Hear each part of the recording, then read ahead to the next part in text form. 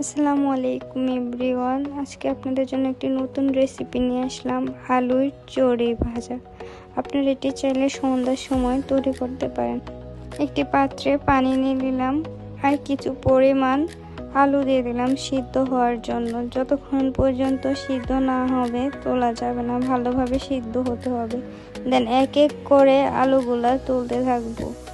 ফার্স্টে দেখবো এগুলো সিদ্ধ হয়েছে কিনা, তারপর এক এক করে আলুগুলা তুলতে থাকবো যেন ভালোভাবে সিদ্ধ হয়।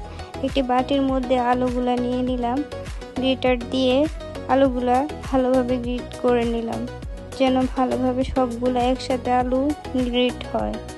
তারপর এগুলো একসাথে মিক্স করে নিলাম। লবণ দিয়ে দিলাম পরিমাণ অনুসারে, চিলি ফ্লেক্স দিয়ে দিলাম পরিমাণ অনুসারে, ধনিয়া গুঁড়া দিয়ে দিলাম পরিমাণ অনুসারে, জিরা গুঁড়া দিয়ে দিলাম পরিমাণ অনুসারে।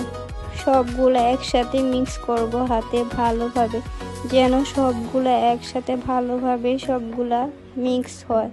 এমনভাবে মিক্স করতে থাকবো ভালোভাবে। কর্নফ্লাওয়ার দিয়ে দিলাম, সবগুলো একসাথে মিক্স করতে থাকবো হাতে ভালোভাবে যতক্ষণ পর্যন্ত মিক্স না হবে। ভালোভাবে মিক্স করে একটি প্লেট নিয়ে নিলাম এবং এটির মধ্যে তেল লাগিয়ে দিব যাতে করে আলুর মিশ্রণগুলা না লাগে প্লেটের মধ্যে। এই জন্য ভালোভাবে পুরো প্লেটে তেল লাগিয়ে দিব এবং আলুটা ভালোভাবে চেপে চেপে প্লেটে বসিয়ে দেব এবং চার কোণে করে এটাকে ভালোভাবে মিক্স করে রেখে দেব। ফ্রিজে 10 মিনিট রাখার পর এটি বের করে কেটে নিব, ভালোভাবে কেটে নিব।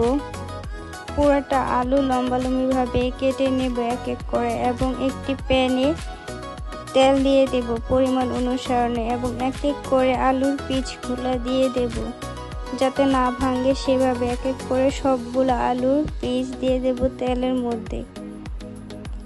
সবগুলা দিতে থাকবো এবং আস্তে আস্তে লালচে ভাব হয়ে গেলে, এক পিঠ লালচে ভাব হয়ে গেলে দেখবো আরেক পিঠ হয়েছে কিনা।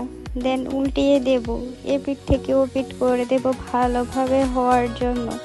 দেন অপেক্ষা করব সবগুলো হয়ে গেলে, একসাথে সবগুলো হয়ে গেলে এক এক করে আস্তে আস্তে করে তুলতে থাকবো যতক্ষণ পর্যন্ত তোলা না হবে। সবগুলা এক এক করে আস্তে আস্তে আস্তে আস্তে সবগুলা তুলতে হবে। আজকের এই রেসিপিটা কেমন লেগেছে সবাই কমেন্ট করে জানাবেন।